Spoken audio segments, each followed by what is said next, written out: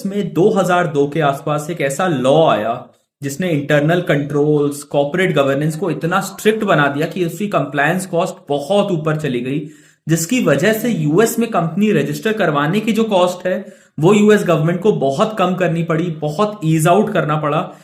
Still आज अगर आप देखो तो जो आईपीओज निकल रहे हैं उसमें नंबर वन स्पॉट हांगकांग और इंडिया जैसी कंट्रीज अधिकतर बाय टर्म्स ऑफ नंबर्स लेकर के आ रही, बाय टर्म्स ऑफ वैल्यू अभी भी यूएस और हांगकांग में लड़ाई रहती है टॉप 3 के अंदर।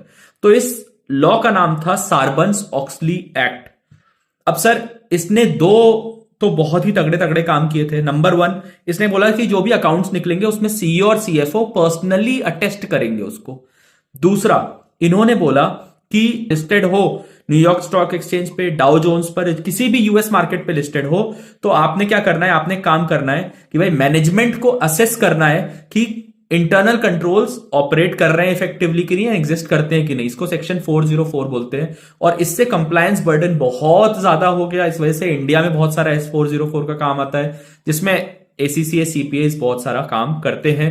बट ये एक ड्रैकोनियन लॉ की तरह देखा गया जिसमें कंप्लायंस कॉस्ट बहुत ज्यादा कंपनीज की इंक्रीज हो जाती है। बट अगेन यूएस में जनरली पैसा रेज करना बहुत आसान है, ठीक है, क्योंकि यूएस डेट बहुत ही इजीली सेल आउट होता है। यूएस लिस्टेड कंपनीज बहुत आराम से पैसा रेज कर लेती है, इसलिए आज भी यूएस में मैक्सिमम जो आपको टॉप 3 दिखती हैं वो लिस्टिंग्स में यूएस हमेशा आता है। आईपीओ लिस्टिंग्स के अंदर यूएस हमेशा आता है despite of the Sarbanes Oxley Act. अगर आप जानना चाहते हो कि सॉक्स आया क्यों या आपको मालूम है कि सॉक्स आया क्यों तो मुझे कमेंट्स में जरूर बताओ। प्लस मेरी एक गाइड है, अगर आप इस तरह की कंपनीज में जाना चाहते हो जहां पर सॉक्स की रिक्वायरमेंट्स है, सॉक्स कंट्रोल्स की रिक्वायरमेंट है, तो एक गाइड है जो आपको फॉर फ्री है बिल्कुल, जो आपको हेल्प करेगी to ace these interviews, to crack these interviews. आपको हेल्प हो सकता है तो आप प्लीज नीचे गाइड कॉमेंट करोगे तो मैं आपको वो guide free of cost deliver कर दूंगा। और आप जानना चाहते हैं कि क्यों लाया गया तो मैं डेफिनेटली बताऊंगा। मन तो मेरा कर रहा है अभी बता दूं आपको, बट आप एक बार कमेंट करो और अगर आपको मालूम है वो कौन सी 2 कंपनीज का फेलियर था जिसकी वजह से ये एक्ट, ये ड्रैकोनियन लॉ लेकर के आया गया, तो आप मुझे जरूर बताइएगा।